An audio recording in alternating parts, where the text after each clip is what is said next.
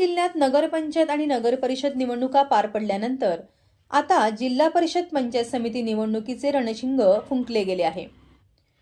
मात्र निवडणुकीआधीच कणकवलीतील हळवल फाटा येथे झळकलेल्या एका बॅनरने संपूर्ण जिल्ह्याचे लक्ष वेधून घेतलं।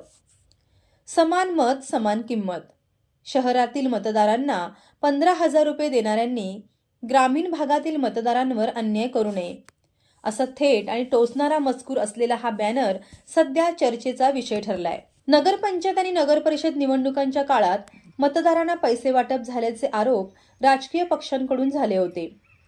काही ठिकाणी तर पैसे पोचले अशा चर्चा चौकात रंगल्या होत्या।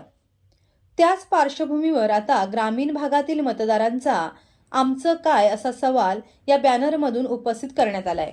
ग्रामीण मतदारही तितकाच महत्त्वाचा आहे, मग शहरी मतदाराप्रमाणे त्यांनाही समान दर का लागू होत नाही, असा उपरोधिक प्रश्न या बॅनरमुळे उपस्थित झाला असून हा बॅनर कोणी लावला याची चर्चा मात्र जोरदार सुरू आहे।